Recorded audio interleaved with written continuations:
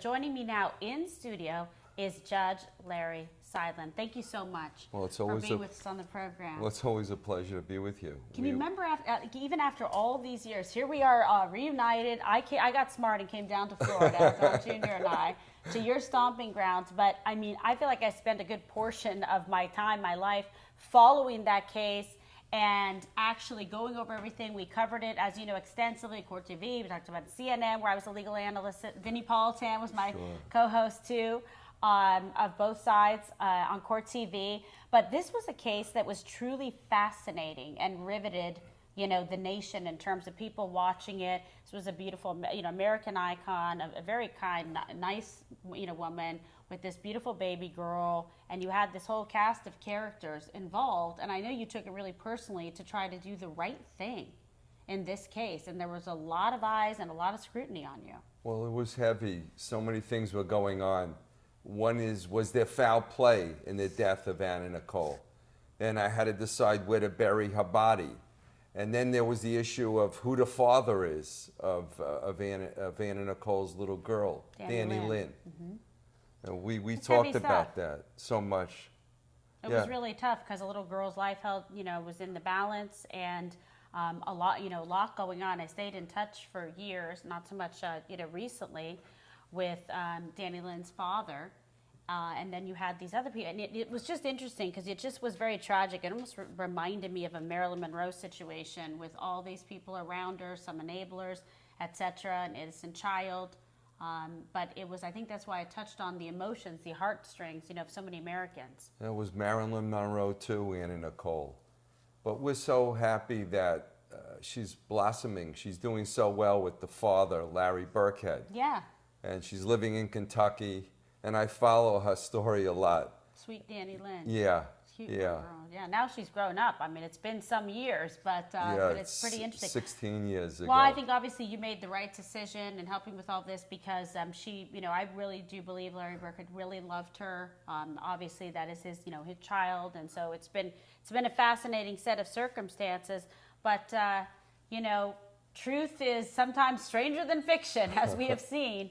And you heard the great Alan Dershowitz opining about the case, the indictment against President Trump. And you personally, having covered this and watched it, you've given a lot of good analysis and opinion on this case. Tell me what you think, kind of your thoughts with this DA in Manhattan, Alvin Bragg, and what's going on with the weaponization of the legal system here. I walked the halls of justice in that courthouse in Fort Lauderdale. I was on the bench for 28 years. Prior to that, I was a prosecutor, and then later the legal advisor to the Sheriff's Department. It sort of breaks your heart that a local DA charges the president with these misdemeanors, and do they really exist? He charges them with crimes that really are a bookkeeping error. If he had your last name, Trump, or my last name, it would be a civil fine at most. And here he's charging him with these crimes, and then he's escalating it, elevating it to felonies, saying that these alleged crimes graduate to a felony because they led to another crime. The Without U.S. specifying it even, what the underlying crime is, which is why Alan Dershowitz and so many other legal scholars like yourself are really quarreling with this. The indictment is bare bones. In New York, it's a bizarre, unique system. The indictment just tells you what statute the DA is following. And then he follows up with a bill of particulars, a bill of facts that allegedly puts meat on the bone. I'm still hungry. I'm still hungry. I went to the buffet and there's no food there. Nothing. It's a pile of nothing. Junk. It's not even a nothing burger. It's nothing of nothing. Yeah, it's not even a turkey burger. You go, you want that red burger, and you wind up eating the turkey burger. I got nothing. I got a roll with nothing in it. And the DA runs for DA, this Bragg, who happened to go to the same law school as our prior guest. Dershowitz, yeah. Yeah. And he parades himself, runs for office saying, I'm going to get Trump. How do you run for office saying you're going to get anybody? He's supposed to really be ultimately nonpartisan. I ran for judge under a nonpartisan ballot. Now, the community knew I was a Democrat, But I ran as a nonpartisan. 10 years later, a Republican governor appoints me to the highest trial court, to the circuit court. This guy's running, brag, saying he's going to get Trump. How do you do that? How do you even get appointed when you say you have a specific, mission focus to be biased against somebody? We saw it with the Attorney General, with Letitia James. We're seeing it with Manhattan District Attorney. It's out of control. We have two systems of justice, one for black folks, one for white folks, and now we have a third system, one for Trump. He's got a target on his back. He's got a target. It's not just the Democrats. Democrats are also pissed off on this. It's the extreme of the Democratic Party that went after him. It's not the Democrats per se, or the Republicans obviously engage and they embrace Trump. But it's not the solid centrist Democrats that would go forward with this case. It's an extreme element. And it's very disappointing. It takes away from the people in America a feeling that they can believe in the justice system. It's very scary.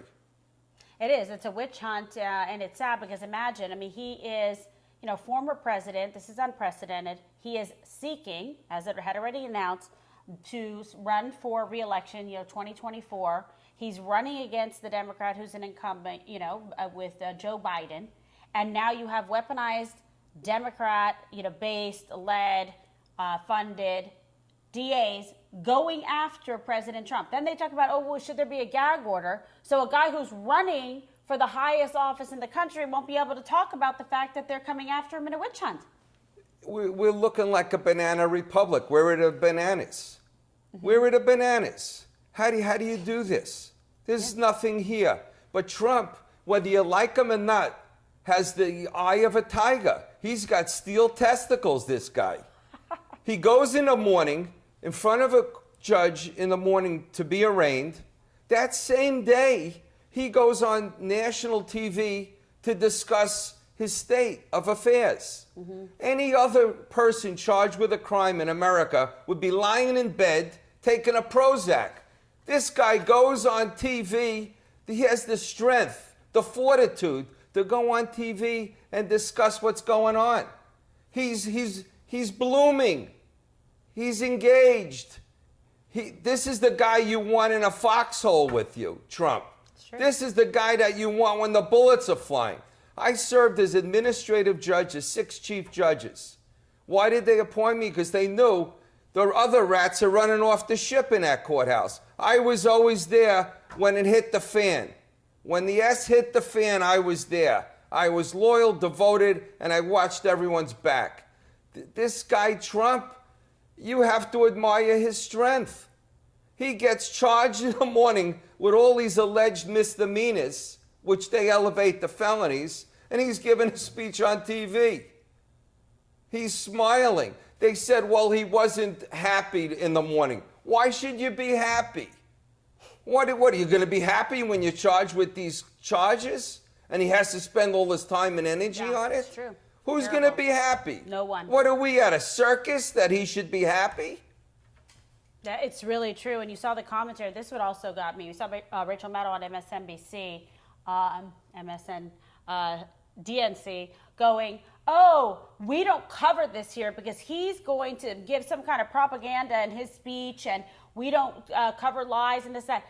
She's omniscient, apparently. She knows exactly what the president's going to say without even watching it, but yet all the other networks, they were just covering the car. There goes the president's motorcade. It's going down the street. It's going down the street. And then they wouldn't cover the actual content of his remarks, which to me is unbelievable. I find it unbelievable that the DA in Manhattan goes in front of the camera to discuss the case. He's supposed to be mute. Right. He's supposed to try the case. He's not there to do a PR job. He's supposed to get a conviction. He filed the charges, get a conviction. Let the conviction speak. He's not supposed to be talking. He's talking about the case. And he's pre-trying it, essentially, and he's sitting there making these comments to the prospective jury pool, which is damaging in and of itself. Now, Dershowitz, who you heard on the program earlier, was saying, how can Trump get a fair trial in Alvin Bragg's Manhattan, courtroom? basically, he's saying you've got to do a change of venue in this case to make sure that there is some semblance of propriety and fairness and equality under the law. And the issue is Trump, that he gave dough to this woman. It's called a nuisance lawsuit. If Right. you're rich or you're powerful, you want to get rid of lawsuits. You want to get rid of them even if they had very little merit. I practice law now. I have wealthy clients, powerful clients, people that are in the music industry. They don't want a lawsuit. It wears them out. It Especially drains with you. the public, because what they do is it's like clickbait on one headline, and then everyone assumes it's true. Even if you get a correction, it's like 7 days later, down at the bottom, one line of a totally unrelated article. It's nonsense. In America, unfortunately, at this point in time, you're guilty. You're guilty. You're supposed to be presumed innocent.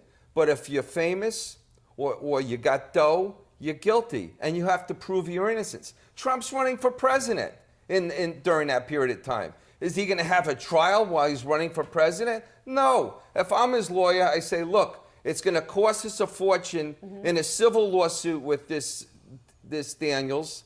Let's settle it. Let's settle it. Your name is so big. Your hotels are named Trump. Your golf courses are named Trump. So true. Isn't that business? Isn't he protecting his business when he paid with his business the money? He's protecting his name. His name is big. And keep in mind, this wasn't something that was trying to be covered up. It was paid for from his trust.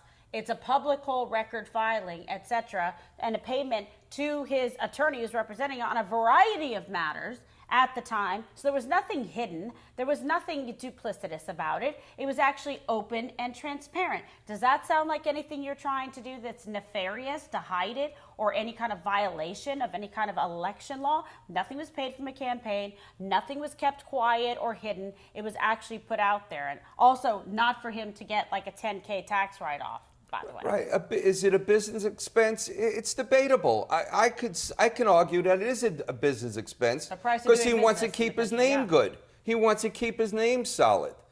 His name is on hotels, golf courses, products, suits. Part of his brand. That's it. Trump Why ties. wouldn't he want to pay? He's going to have a trial with this woman and be on TV with her? Forget it. Pay whatever it is. Right. That's the problem. And then, as we pointed out earlier, she actually owes him money, about $500,000. She lost the case, and then she has to pay the legal fees, etc. So this, of course, happens. Years later, this comes to the wash. But I think that the point is they're trying to make the damage and the case against Trump now get Trump because of the 2024 election. So now the judge has kicked the case till December. Essentially, there may be one appearance, and it costs $250 million to be able to secure the president, make him go there for a sham thing that they're putting off so it has legs going into 2024. It comes down to the people that have the dough versus the people that don't have the dough. Sometimes it boils down to that. That's why actors, actresses, they want to be in Montana on their farm away from anybody coming after them. Right. Trump feels that he has a service to perform, that he wants to help America. That's the way he views it. And therefore, he has to put up with all these suits, these nonsense lawsuits. Yeah, it's ridiculous. He'll say it's Tuesday at like 11 a.m. and he'll be like, oh, wait, what's going on? It's Tuesday at 11 a.m. I haven't been sued yet today. Like, it's crazy because it's nonstop proliferation of paper against him to smear for headlines, all of the above. So let's talk about the idea of fairness. One, we said there should be, change of venue, granted. Number two, let's talk about, the judge. There's some past history there, etc. You've presided over many high-profile cases, as we know. Should the judge, if there's a motion to recuse the judge in this case, what do you think? Should the judge grant it, or what's going on? Well, it's interesting. They said, I have sources in New York, that they did it on a wheel, and it was a random selection for this judge to hear the case. It's interesting Do you believe because I'm not buying a Brooklyn Bridge today. I'm not buying it. I'll buy you something else, but not the Brooklyn Bridge. Should he recuse himself? He sat in the Trump Organization trial. He was there for the grand jury, and then he was there for the jury trial. On this one, he was there for the grand jury. And grand jury, does what the prosecutor wants. Right. If you can't be living in a dream world. The grand jury is directed by the prosecutor where they're going to go.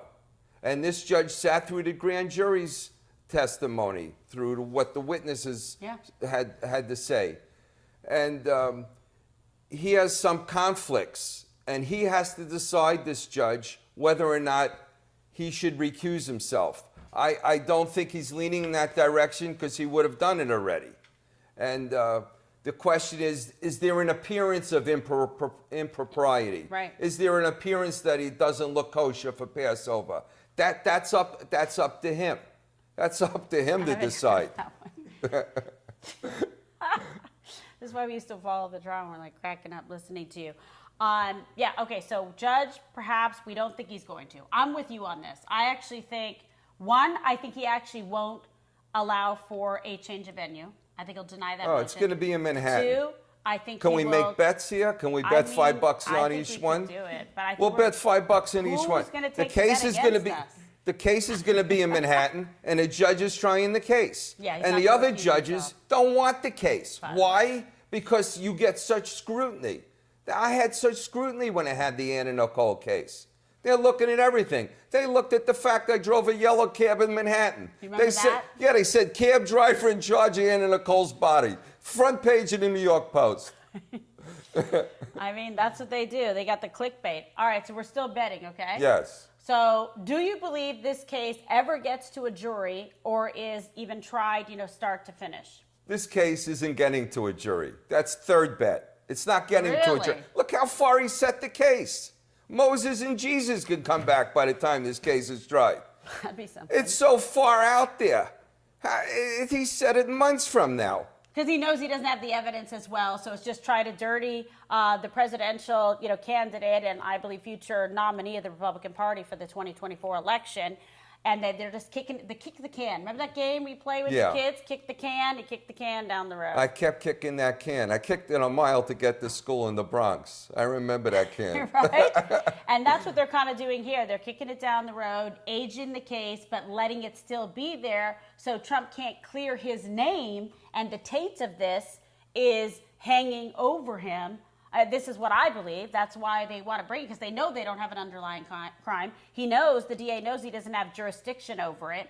This isn't a federal election case. The FEC declined to pursue it. The Southern District of New York, the feds declined to pursue it. So he's coddling it, and it's going nowhere. Your primary witness in this case against Trump is tainted. Whether you like Cohn or not, he's a convicted felon. So he takes the witness stand. You say, state your name. Where do you live? Isn't it true that you pled guilty to felonies? And what were the felonies about? Not telling the truth? Who would want this guy as a witness? He's the primary witness. Terrible. The feds ran away. They ran as fast as they could run. Right, because they know there's just no substantial evidence or facts there or credibility. As a judge, there's literally jury instructions you read to a jury when you charge them, and you can say, believability, credibility of the witnesses. If you disbelieve any, witness, or if there's someone convicted of moral turpitude crime, you can disregard their entire testimony and everything they say, if they're even materially false in even one aspect, or if they've been convicted of a felony. So who is this case even going to be based on? You learn as a prosecutor, you take the smoking gun cases. You take the solid cases where 5 people saw you do it. Right. You don't take a matzo ball case like this. Who would file these charges? What's matzo ball case? I got to tell you something. I'm a big fan of matzo ball soup. I love it, too. It's my favorite. Whenever I'm like, things aren't going so well, I don't feel good, I go to the matzo ball, but okay. Well, you don't want the matzo ball with just one matzo. You want more than one, some substance to it. Okay, so there's 2 other cases as well. The case down in Fulton County, stemming from the president's concern about election integrity, and the special counsel in Georgia looking into the handling of classified materials. This is one of my favorites, where they had, so the Georgia case, and then there's the one I call it the Biden's Corvette summer, because he had all the documents in the garage next to his Corvette where Hunter Biden was staying, and yet they want to point the finger at Trump. But at that time, Biden wasn't even president. He didn't have the right to, or ability or authority to declassify. He was the VP. He's got it in there. They're not kept in any way, shape, or form. But yet they're still going after Trump. They raid Mar-a-Lago, go through Melania's closet. I mean, the whole thing is out of control. Did they find Gucci shoes? Yeah, exactly. If the shoe fits, you must not acquit. The question is, did George Washington on his horse keep papers with him? Did Abe Lincoln have papers at his home? The presidents are going to bring home papers. I used to bring home the New York Times. You bring home papers, and you keep them in a somewhat secure area. And let me tell you, folks, there's no secrets. The only secret you have is when you tell your mother or your wife or your husband. There's no secrets. I would get into the courthouse on the third floor. I'd play a game. I'd tell somebody something on the third floor. The time the elevator went to my high floor, everybody knew what I said. You think there's secrets?